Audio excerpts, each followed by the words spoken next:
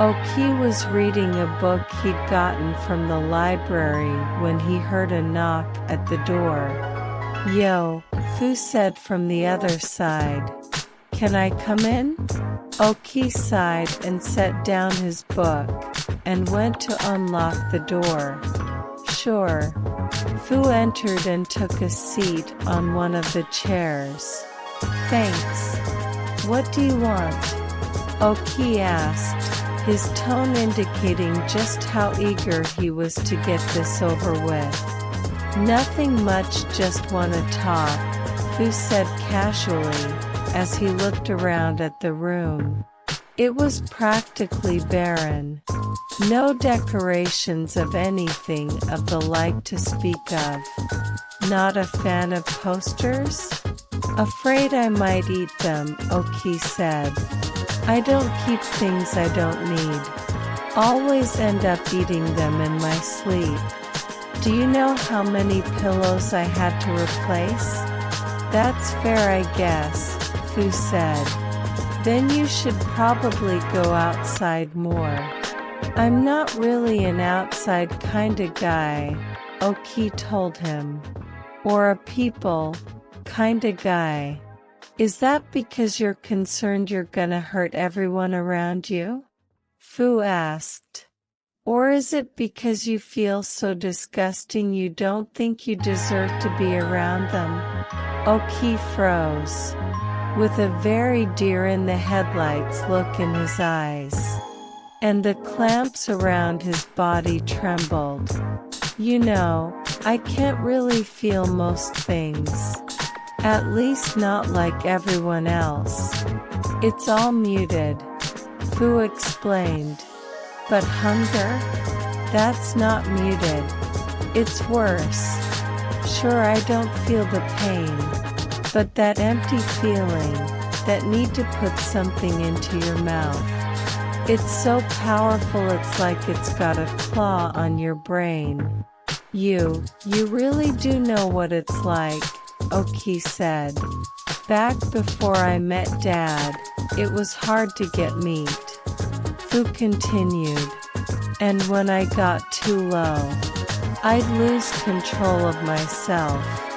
My mind just shut off, and my body moved on its own, looking for any meat in sight to scarf down. And I mean, any meat. It ended badly sometimes. Some people got hurt. I don't have to worry about it anymore, because I get plenty to eat, but I still hate the thought of it. Eating people, living people, is just disgusting." "Then how are you, around people?" Oki asked, looking at him almost desperately. "Doesn't it feel wrong?" "Sometimes. I just don't think about it most of the time." Fu shrugged. "Unfortunately, that's not really an option for you, is it?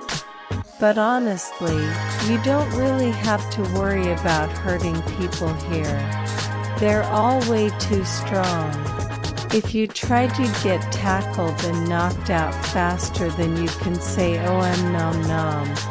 But if you don't trust that, stick close to me. It doesn't matter if you take a bite out of me, so it should be fine. Beats hanging around here all depressed. Oki considered it, but seemed hesitant. "You wanna know something interesting?" Fu said. "Mr. Akira told me about something called exposure therapy. The more you're around something, the better you get at handling it. Kind of like how you get better at things the more you do them. So if you go around people more, you'll get better at resisting the urge." "Is that true?" Oki asked, unsure if he could trust that. "Really," Fu told him. "And if you stay in here, all you're going to do is damage your mind. Loneliness is the mind's greatest enemy after all. And you need your brain in tip-top shape, otherwise, you're gonna give in to that hunger. Oki thought about it. He was far from comfortable with the idea, but at the same time, he didn't love his current plan either. Fu seemed to know what he was talking about, so maybe he could trust him. Alright. So, what do you want to do, outside? How about we just go for a walk? Fu shrugged. We don't have to do too much too fast. So if things get too hard, or you feel like you need to eat something right now, just tell me. Or anyone else really.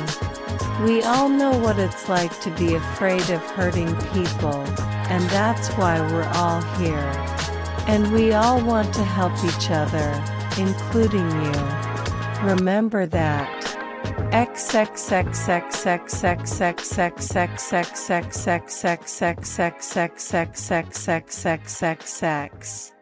That looks so nice, Tenko. Mina praised as she patted the boy on the head. She was currently watching over a coloring session in the art room. Tenko smiled as Mina ruffled his hair. He liked the Midoriya foundation. His first few weeks here had been in kind of a haze. But at least they let him be depressed without yelling at him like, "Nope, not thinking about it." And after he started going out and doing stuff again, it was so much fun. Pool parties whenever he wants. Running through the woods. Petting Fuku's bear whose fur reminded him of his old. Nope. And no one even laughed at him when he said he wanted to be a hero. They didn't beat him either, like his dead dad did. Tenko sniffled, as tears rolled down his cheeks. He tried to hold them in but to no avail. "Oh sweetheart," Mina said as she wrapped her arms around the poor boy, who quickly embraced her in return. As Mina comforted the boy, Kyoko watched the two of them, not saying a word, just yet.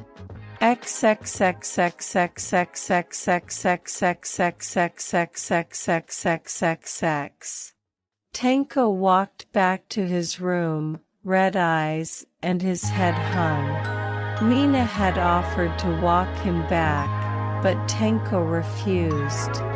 He'd embarrassed himself enough by crying out of nowhere, "What's wrong with me? Why am I such a baby?" Tenko thought as he sniffled. Tenko! Huh? Tenko turned behind him and saw Kyoko approaching him. "Come with me," Kyoko said, grabbing Tenko's arm and started dragging him away. "Huh? Wait, where are we going?" Tenko asked as Kyoko continued to take him away.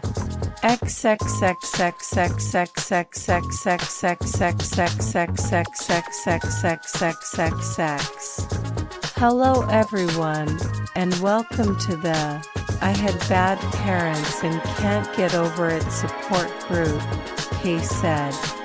Huh? Tenko repeated. Kyoko had taken him to a mostly empty room, with a bunch of chairs formed into a circle. In those chairs were Kei, Kyoko, Fuku, Fuhai, Inu, as well of course himself. "All of you have had bad parents, and you just can't get over it like everyone else," Kei said. "And that's okay. You should never feel bad about feeling bad. You can't help how you feel sometimes, and that doesn't make you weak or pathetic. It just makes you human. And so in these meetings, we're gonna try to help you guys out. Let's start by telling each other our stories and why we're here, so we can understand each other. Who wants to go first? Kyoko raised her hand. Kyoko then. Kei said, "Okay.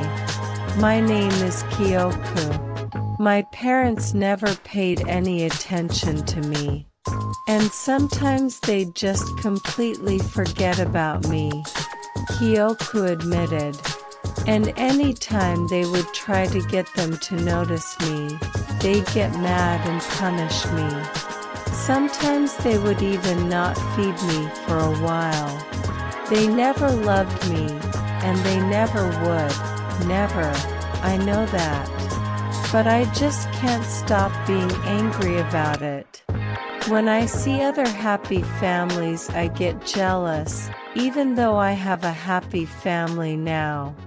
And it's just so frustrating." "Ugh!" Fuku patted the girl on the back, as she took a second to calm down after getting worked up. "It's okay, Kyoko, just breathe." "Thank you for sharing, Kyoko," Kei said. "Anyone else?" Inu raised her hand. "I guess I'll go. My daddy wasn't a good man.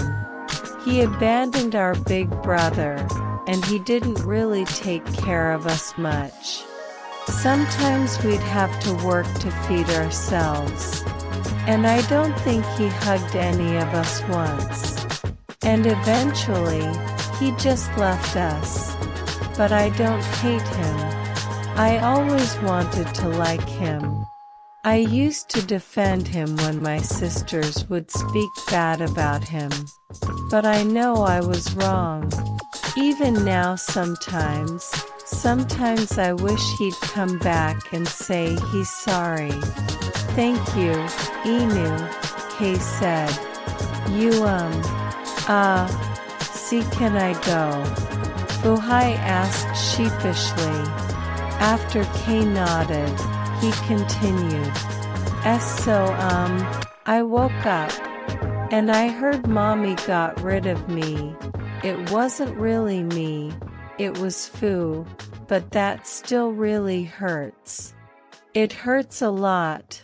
Mommy was so nice and I loved her so much. Why did she get rid of me?" Fuhai broke down into tears, and both Fuku and Kei went to hug and comfort him. "I want Mommy. I miss her." Fuhai sobbed, his tears forming into streams worthy of his family name. "It's okay. It's okay," Kei assured him calmly. "It's okay. Cry as much as you need." And so he did. Fuhai continued to cry for quite some time, until eventually he just ran out of steam. "There you go, buddy. You feeling a bit better now?" Kei asked him. Fuhai sniggled. "A little." "Great." Kei cheered as she went back to her seat. "Remember everyone, don't be afraid to cry. It's not something to be ashamed of, and it can make you feel better." "Okay, who wants to share next?" I guess I'll go next," Fuku said, taking a deep breath as she prepared herself. "My dad was an awful man. He basically named me Disappointment when he found out I wasn't born a boy. He tried to force me to be some kind of perfect bride to marry off to some rich guy. He'd yell and scream and hit me if I didn't do well enough. He made me into this scared little thing that has a hard time leaving her room. And I can't even call Mr. Midori a dad, because when I think of what a dad is, I think of my old one, and Mr. Midori is so much better than him." Kyoko patted her on the back. "Thanks, Fuku," Kay said, before turning to Tenko. Tenko, do you want to share? Tenko hesitated and looked at Kyoku, who gave him a thumbs up.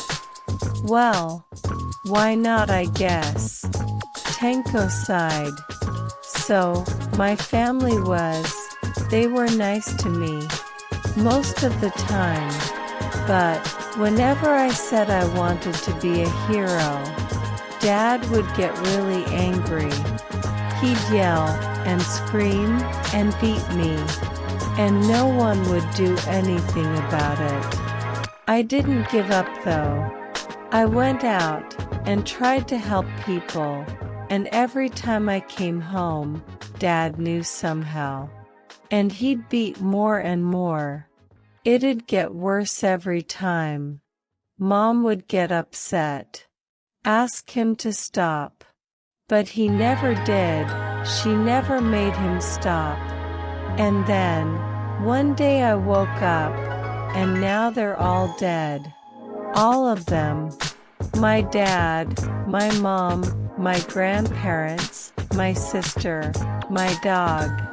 I should be sad, right? And I am, but I'm not also. They were nice to me. They even loved me, I think, but they let him hurt me. He beat me up, and they did nothing. I wasn't doing anything wrong. Why didn't they help me? Once again tears rolled down his cheeks. He half-heartedly tried to keep them in, but then Kyoka came and patted him on the back. Let it out, buddy. That's what we're here for, Kyoka said. We won't judge, Inu reassured him. I just don't know how to feel. Tenko sobbed. I'm so confused and it hurts. After that, Tenko cried for a bit longer, and he calmed down again. Feeling just a tiny bit better. Thank you for sharing, Tenko. Kay praised him. All of us have similar problems. Even if some things are different. Kyoka said. So all of us know how you feel.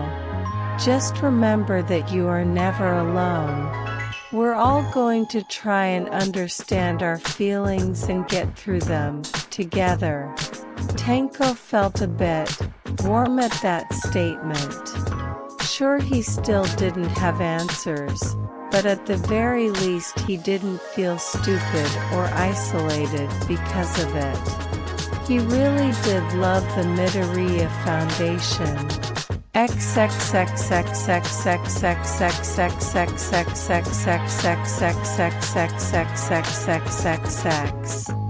It's nice to finally meet you, Miss Shield, Izuku said.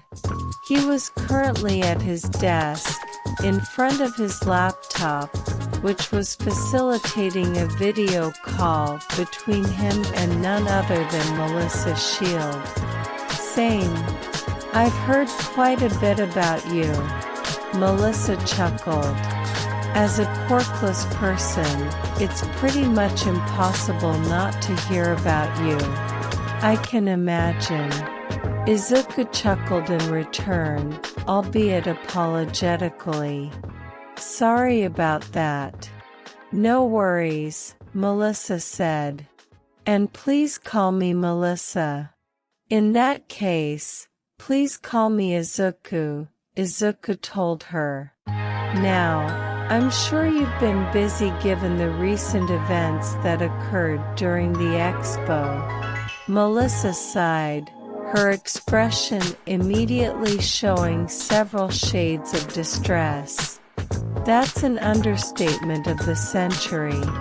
Putting aside my own personal distress, my father's betrayal has caused many here to distrust me, including the people funding my projects. If it weren't for Uncle Mike vouching for me, I don't think I'd be able to do anything around here. I guess that leans into what I wanted to talk about, Izuka said. I've heard much about your work. Your understanding of quarks surpasses many of our own scientists, and they have access to chaos energy research. I would love it if you would consider working with us. I assure you your father's actions would have no effect on your treatment, and you would get access to resources and research that could greatly expand your capabilities. Melissa pondered the offer for a few moments. In reality, there's pretty much no practical reason for me not to accept that offer. I'm just a little hesitant about leaving the island. Completely understandable, Izuka said. It's difficult to leave a familiar place. I would know. I rarely leave my own house. To be fair, that might be more because of the assassins than anything else, Melissa pointed out. Surprisingly, I go outside more nowadays than before the assassins started coming, Izuka said. Anyways, this offer is always on the table, so if you want to accept, just call me. Thank you. Both for your offer and for being so understanding, Melissa said. One more thing, Izuka said. I feel I should tell you that we have contacted your father with a similar offer, with some stipulations given his previous actions. Melissa frowned. Is that so? Yes. He was able to directly affect the quark factor without negative consequences, in a way unseen by anyone, Izuka said. Could you imagine what he could do with access to chaos energy? Under proper supervision, of course. You understand how dangerous that technology is, right? Melissa asked. We all had to go through hell to keep that crown thing from getting out into the underground. I can't tell you how relieved I was when it broke. Izuka sighed. I've said this before, I'll probably keep saying it for as long as I live. The problem with dangerous technological advancements is that you can't stop them. The ability to learn and create is exclusive to no one. Even if David Shield never makes another quark-boosting device, someone, somewhere, at some point, will. And if that's the case, I want that technology to be in our hands, rather than someone less equipped to guard it, or someone who would misuse it immediately. If we understand what it's made of, we can figure out if someone is trying to create one illegally. If we understand how it works, we can understand how to counter it. Do you see what I'm saying? Melissa took a moment to let that sink in. You're right. It's just scary to think that something like that may become more common. Even Uncle might struggle against it.